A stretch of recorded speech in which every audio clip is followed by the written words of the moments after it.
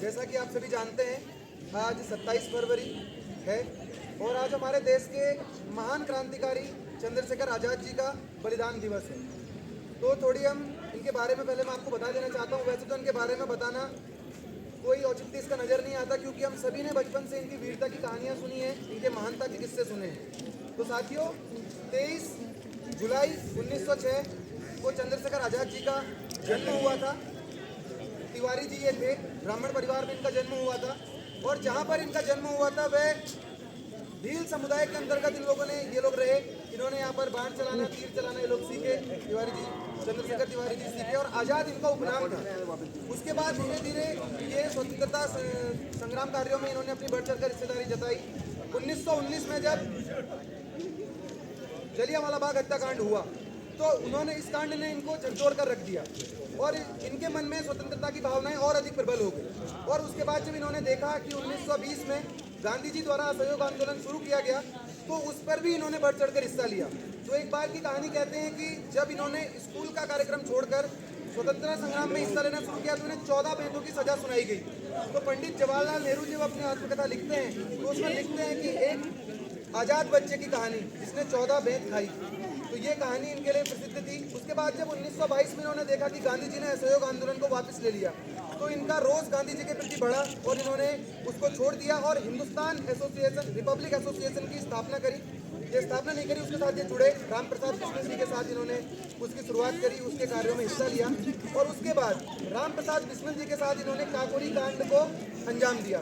काकोरी कांड हम लोग सभी जानते हैं कि ट्रेन को लूटा गया था, जिसमें स्वतंत्रता संग्राम के लिए जब धन की कमी हो रही थी तो उनके द्वारा योजना बनाई गई कि हम अंग्रेजों की एक पूरी जो रेल जा रही है उसको लूट लेंगे।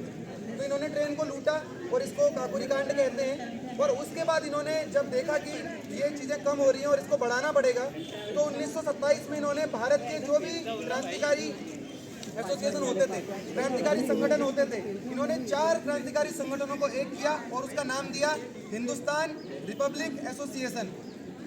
और इसके साथ उन्होंने कार्य करना शुरू किया और उसमें भगत सिंह भी जुड़े। जब उन्होंने देखा कि लाला लाजपत राय की हत्या हो गई तो भगत सिंह के साथ जाके लाहौर में इन्होंने सैंडर्स हत्याकांड किया। आपको याद होगा, लाला लाजपत राय की मौत का इन्होंने बदला लिया।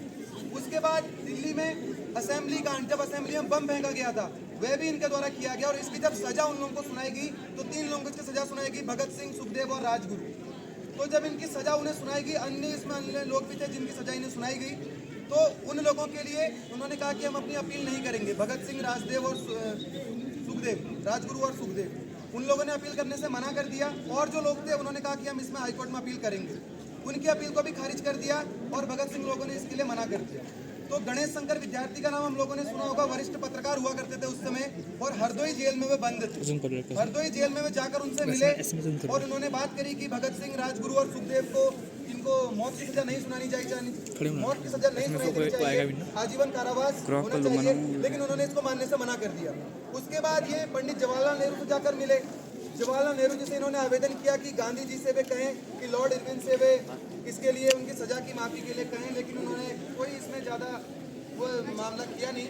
और उसके बाद जब वे अपने दोस्त सुखदेव राज से मिलने अल्फ्रेड पार्क में गए थे, अल्फ्रेड पार्क में इनसे उनकी बातचीत चल रही थी तो उन्होंने देखा कि कर्नलगंज पुलिस के सारे पुलिस अधिकारी, इन लोगों ने उसको घेर लिया और वहाँ पर एक पेड़ हुआ करता था। तो वहाँ पर से इनकी पुलिस वालों के साथ मुठभेड़ चालू हुई और उस मुठभेड़ में इनके पास एक बंदूक हुआ करती थी। उस बंदूक से इन्होंने 3 पुलिस वालों को मारा। 3 पुलिस वालों को जब मारा तो इनकी बंदूक में एक अंतिम गोली बची थी। तो उन्होंने उस समय कहा कि मैं जिंदा पकड़ा नहीं जाऊँगा, चाहे मैं यहाँ पर खुद को गोली मार दूँ। और उन्होंने उस समय अपनी बंदूक से खुद को गोली मारी और पुलिस वालों को जब ये बात पता चली तो बिना पुलिस के उन्होंने किसी अपने अधिकारी को बताए अगले दिन उनका अंतिम संस्कार कर दिया। और जब ऐसा हुआ तो उसी शाम को वहाँ पर लोगों की भीड़ आना शुरू हो गई। लोगों ने एक आंदोलनकारी जिन्होंने खुद को गोली मारकर अपने को शहीद कर लिया था, पेड़ के चारों ओर झंडियाँ बनाना शुरू किया। लोग वहाँ पर की मिट्टी को ले जाकर अपने घर ले जाने लगे और एक ऐसा आंदोलन वहाँ पर से शुरू हुआ कि बहुत सारे लोग वहाँ पर एकत्रित होने लगे।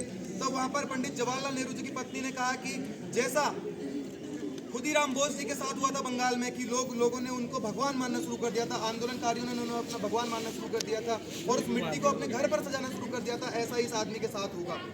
तो उस दिन के बाद लोगों जो स्वतंत्रता आंदोलन की भावनाएं थी वो और ज़्यादा प्रचंड हुई और उसके ठीक 16 साल के बाद हमारे देश को स्वाधीनता मिली। हमारे देश की स्वाधीनता को तो वह व्यक्ति देख नहीं पाया अपनी आंखों से, लेकिन प्रयागराज में जनता के रूप में जो उन्हें समर्थन मिला, जो वहाँ पर आंदोलनकारियों के रूप में वह जनता और ज़्यादा भड़की, तो उसका श्रेय इन्हें जाता है। और 16 साल के बाद भारत को आज़ादी मिली, तो हमारे भारत की आज़ादी में ऐसे आदमी का बहुत बड़ा योगदान है और आज ऐसे व्यक्ति का बलिदान दिवस है। तो आज हम सभी उन्हें नमन करते हैं, दिल की गहराइयों से उन्हें नमन करते हैं। और आज यहाँ पर हम एक उनके लिए श्रद्धांजलि कार्यक्रम हमने यहाँ पर आयोजित किया है। तो मैं चाहता हूँ कि हम सब यहाँ पर अभी दिया जलाएंगे और उसके बाद थोड़ी पुष्पांजलि उन्हें करेंगे। और आप लोग सभी जब उन्हें पुष्पांजलि करने के लिए आएँ तो अपने जूते उतार लें और दिल की गहराइयों से उन्हें नमन करें, क्योंकि ऐसे व्यक्ति का हमारे देश की स्वाधीनता में बहुत बड़ा योगदान है। तो मैं चाहता हूँ कि इस पर यहाँ से पुष्पांजलि की शुरुआत होगी और उसके बाद सभी आप लोग पुष्पांजलि यहाँ पर उन्हें अर्पित करेंगे। धन्यवाद।